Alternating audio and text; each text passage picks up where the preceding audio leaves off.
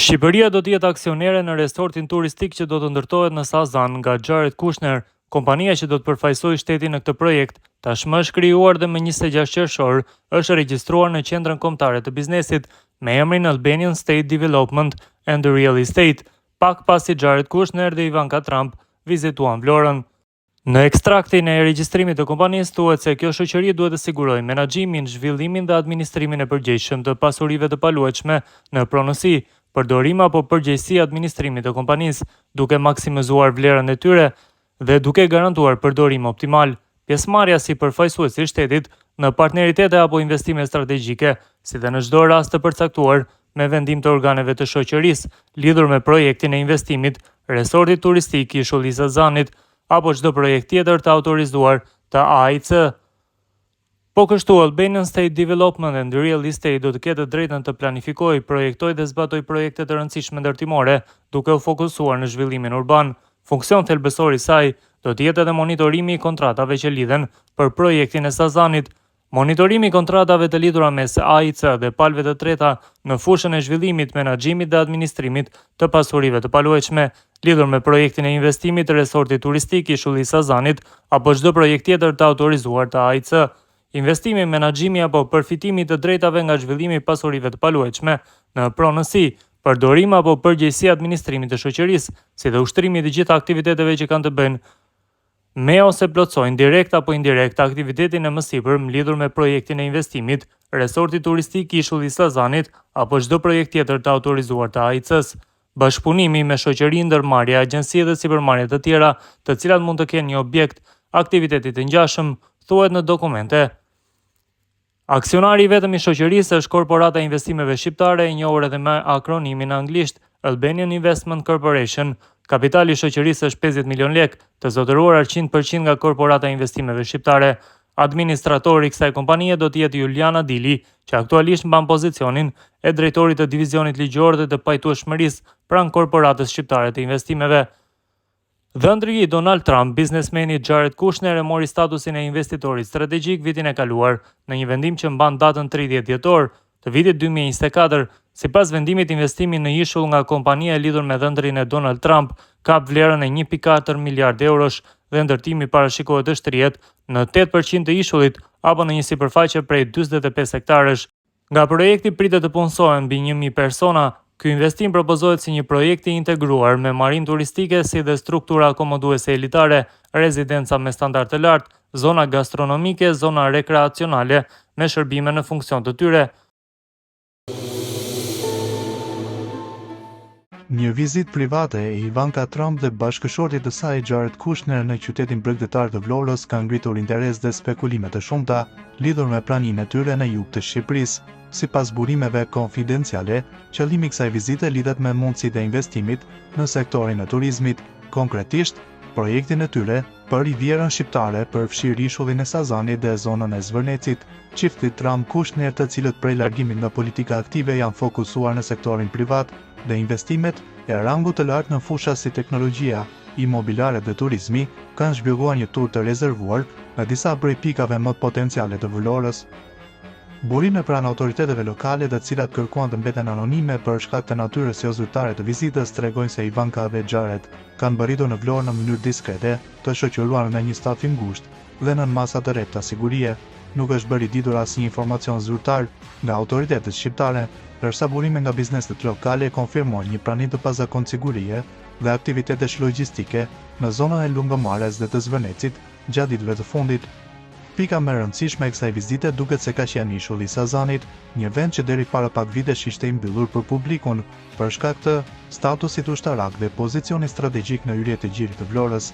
Ivanka Trump dhe Jared Kushner tashmë kanë një projekt për të investuar në këtë ishull, ku është parashikuar ndërtimi i një resorti turistik me 5 yje, që do të ruajë tiparet natyrore dhe historike të zonës, ndërkohë që do të integrojë arkitekturë moderne dhe shërbime të nivelit tepër të lartë. Projekti thuhet të jetë në fazë planifikimi dhe nëse finalizohet do të përfaqësonte një nga investimet më prestigjioze në fushën e turizmit elitar në Shqipëri.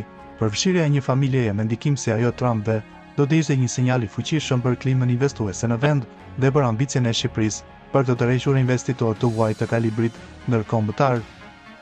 Pas vizitës në Sazan, Ivanka dhe Jared kanë ndaluar për disa orë në zonën e Zvërnecit, një hapësirë me rëndësi të madhe ekologjike dhe kulturore, e njohur për manastirin historik, pyet e dendur me pisht dhe afërsinë me lagunën e Nartës. Kjo zonë është prej kohësh në qendër të diskutimeve për zhvillimin e qëndrueshëm turistik, edhe këtu çifti ka vëzhguar terrenin, teksa kanë gati mundësinë për zhvillim me interes të veçantë për projekte në fushën e hotelierisë dhe shërbimeve turistike me standard të lartë ndërkombëtar.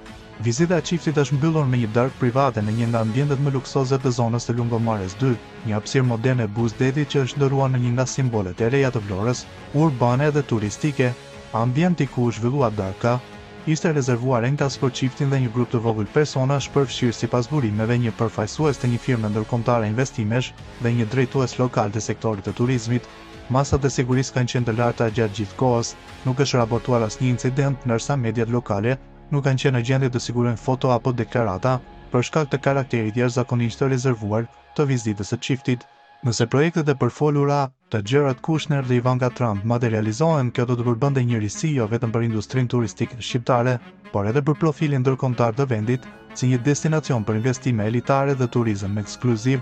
Përfshirja e emrave të tillë si Ivanka Trump dhe Jared Kushner mund të shërbejë si një katalizator për tërheqjen e kapitalit ndërkombëtar edhe për vendosjen e Shqipërisë në hartën e destinacioneve me potencial për zhvillim të qëndrueshëm dhe të sofistikuar turistik.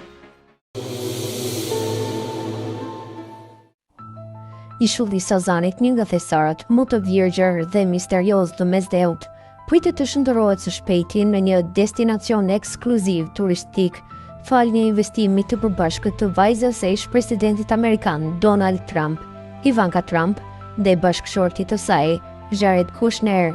Çifti ka zbuluar planet ambicioze për të ndërtuar një resort luksoz në këtë ishull të pabanuar shqiptar, duke sjellë aty markat më të mira të mikpritjes dhe gastronomisë në botë. Në një intervistë dhënë së fundmi për mediat ndërkombëtare, Ivanka Trump ka treguar se projekti është frymëzuar nga bukuria e rrallë natyrore e ishullit dhe potenciali i tij për të kthyer në një perlë të turizmit luksoz në rajon. Ajo ka thënë se që nga vizita e parë, Sazani ka lënë pa fjalë si atë, ashtu dhe bashkëshortin e saj, Jared Kushner. Një mrekulli e paprekur. Ivanka Trump kujton se për herë të parë pa ishullin në vitin 2021, gjatë një vizite private në Shqipëri dhe u dashurua me një herë me peizazhin e tij të paprekur. Ajo thotë se nuk e kishte imagjinuar se një vend kaq i bukur dhe i virgjër mund të qëndronte jashtë vëmendjes ndërkombëtare. Kur i tregova Jaredit për Sazanin, ai vendosi ta vizitonte vetë, dhe kur shkoi aty mbeti pa fjalë. Ivanka tregon më tej, ishte e pabesueshme që një mrekulli e tillë kishte mbetur e paprekur për kaq shumë vite. Pas kësaj vizite të parë nisi një proces i gjatë negociatash dhe diskutimesh me qeverinë shqiptare për të siguruar miratimin paraprak të zhvillimit të zonës. Procesi sipas saj ka zgjatur rreth 3 vite, duke përfshirë edhe studime të thelluara mjedisore dhe planifikim strategjik për të ruajtur karakterin natyror të ishullit, i cili ka qenë për dekada të tëra i mbyllur për publikun për shkak të rëndësisë së tij ushtarake në të kaluarën.